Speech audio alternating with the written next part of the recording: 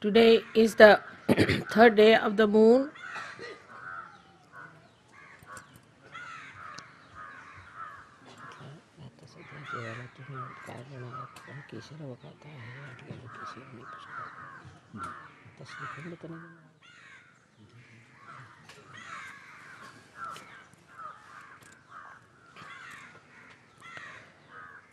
Third day of the moon is Tritiya, is the special day for the virgins. Kundalini is the virgin desire. It is virgin because it has not yet manifested itself.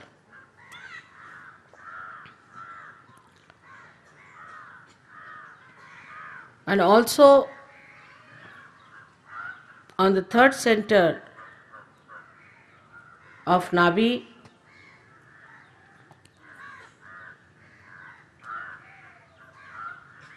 the virgins appear as Shaktis of Guru. As we have got 10 Gurus, which we regard as the main Gurus, they all had either their sister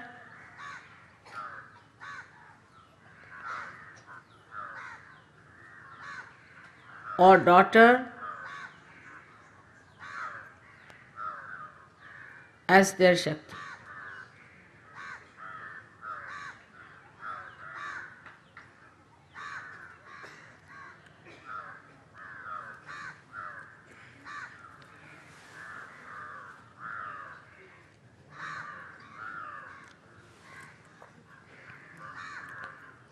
In the Bible, it is said that in the Old Testament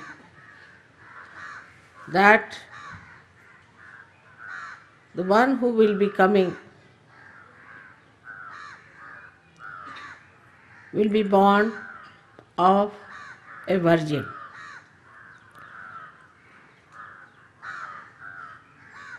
And then the Jews would not accept Christ. So they said that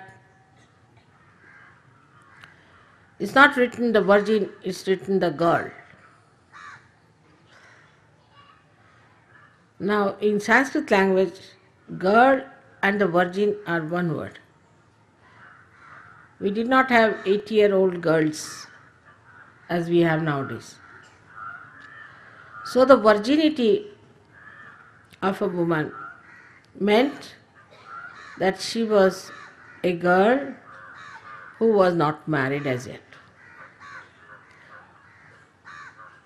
or who has not met her husband so far.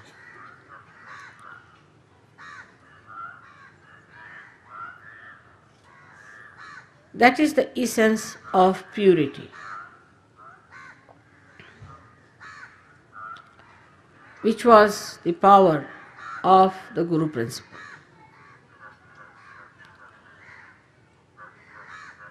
So, for a Guru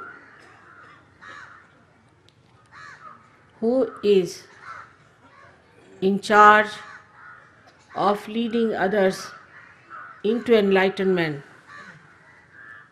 has to know that his power is to be used as a virgin power, a pure power. A Guru cannot use his power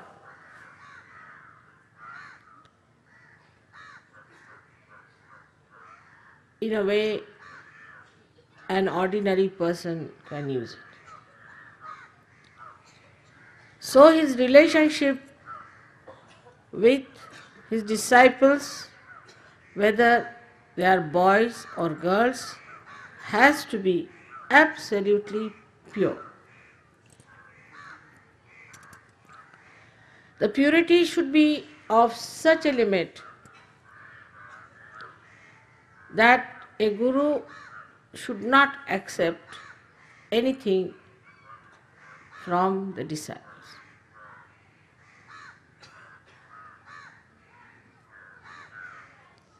About this, lots of things have been written by many saints, especially in Maharashtra. Also, Kabir Dasa and Nanaka have clearly talked against the people who have relationship with their shishas or disciples, either with greed or with lust. They have called them as Rakshasas. In the same way, the people who are today supposed to be the leaders, the gurus, in Sahaja Yoga have to remember that their relationship with their disciples has to be of complete purity and virginity.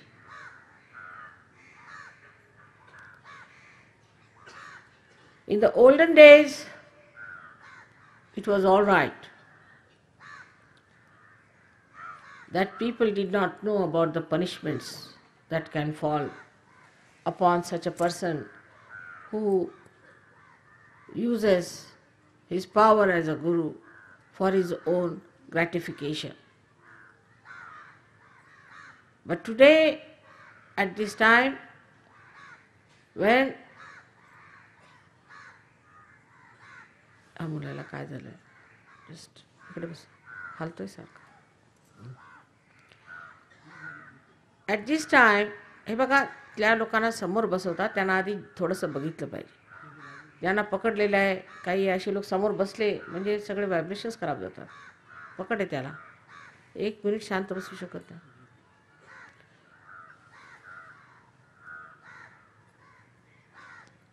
कारण पूजेचा जोर असतो त्याच्या पुढे त्रास होतो त्यांना मला त्रास होत नाही पण त्यांना त्रास होतो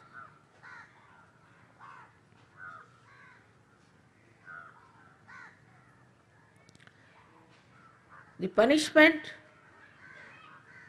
that can take place in those days of last judgment could be very severe.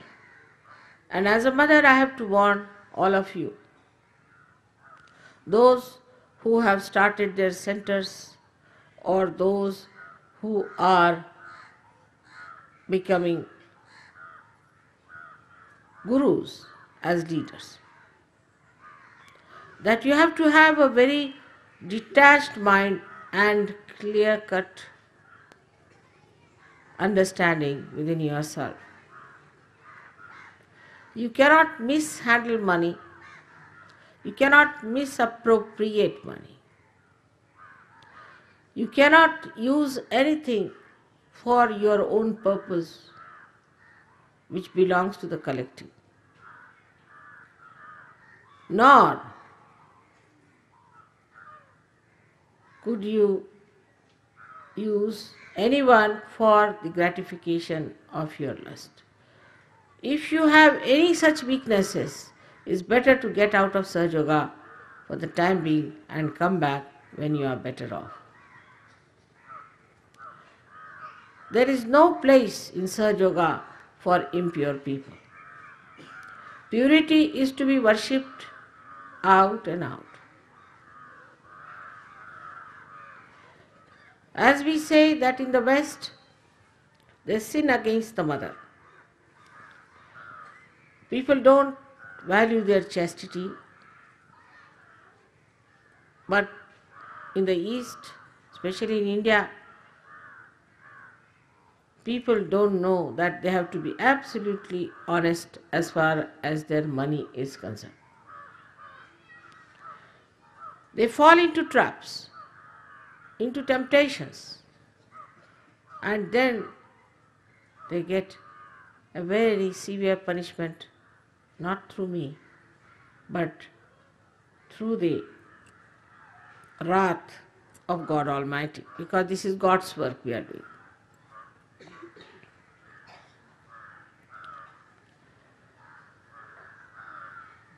And the worst thing could be that we seek power.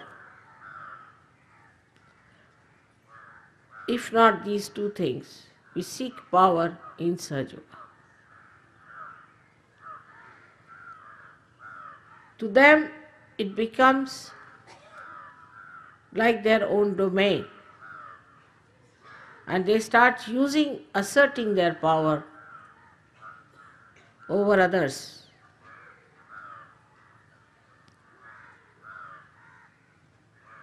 This cannot be possible. It will not work out. Those who will try to dominate others just for the satisfaction of their own ego will suffer a lot. Now, the fourth type are the people who try to put their conditionings on Sahaja Yoga. Like somebody who is a Hindu and he is fasting, say, most of the days they fast, I don't know which one he is fasting. So he is fasting, say, on a Saturday. And he tells people that, see, now I have to fast on Saturday because after all, you see, I've been fasting for all these days and all that. Or who has got conditioning like, I would like to marry only a foreigner, if I am a foreigner, or I am an Indian, I'll marry an Indian. All such conditions, if a leader tries to put forward and saying that mother said so, he'll be doubly punished.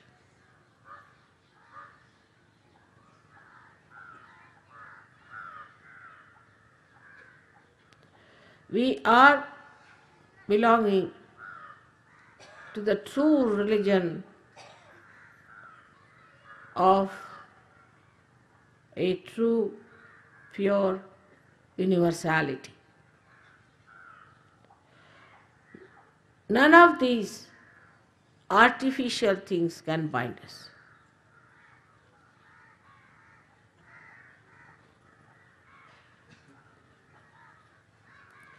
This is one of the very important subtle things which we don't understand, that we are very much conditioned. We the English, we the Indians,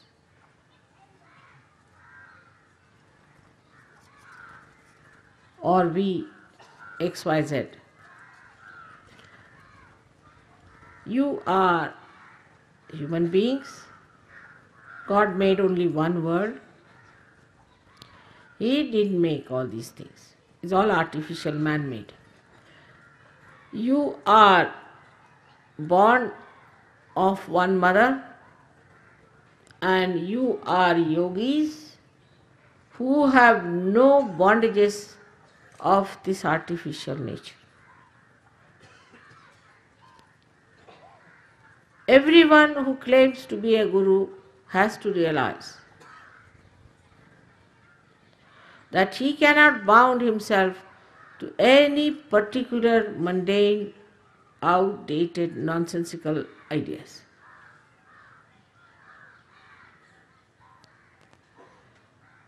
Gradually, whatever the leaders will do will be followed by the followers. So the leader has to lead a life which is an ideal. A leader who is very dominating or who is very possessive or aggressive will create leaders who will be of the same nature. The another one who is very much conditioned will create conditioned followers. And maybe I may not find any relationship with them.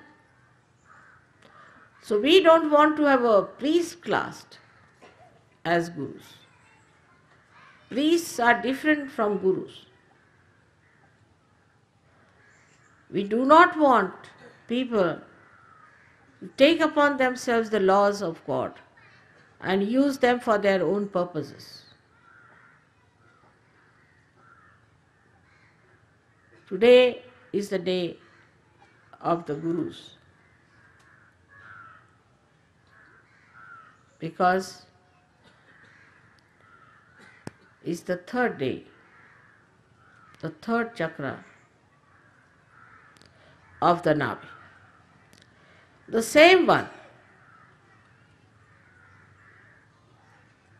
we have the starting point of the Mahalakshmi. Mahalakshmi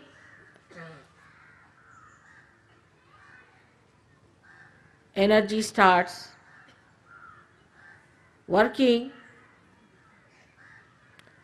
after you are finished with the Lakshmi Tattva. If the Gurus are still busy with the Lakshmi Tattvas, have no sense of sacrifice, have no sense of detachment, they cannot be called as leaders. The Mahalakshmi is the subtle form of our hankering, of our desires. Is the subtlest, the epitome, because first we search for power through physical, mental, emotional, and ultimately we want to have spiritual powers also to impress others. In Sahaja Yoga, you come here to dissolve all your powers.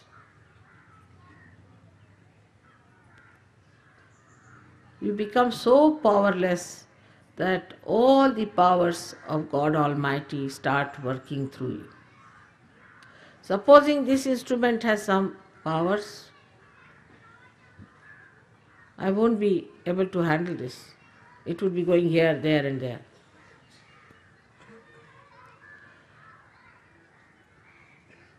So to worship Mahalakshmi, one has to remember that you must dissolve all your powers. That is the surrender, that is what is Islam, as they call it. But these are all words for people. Surrender is a very difficult thing to understand for human beings.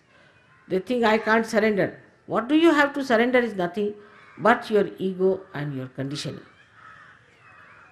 All these things I am telling you, but if you learn them by heart like a parrot, you can repeat. That will have no influence on your followers. Unless and until you show in your own life that beauty, that composure, that care, that concern, that love, nobody is going to listen to a parrot.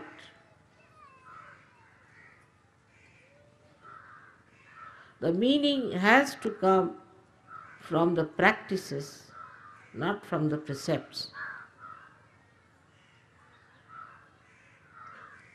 This is what Sahaja Yoga, which is very different from any other spiritual announcements. So be careful. You have been chosen by your merit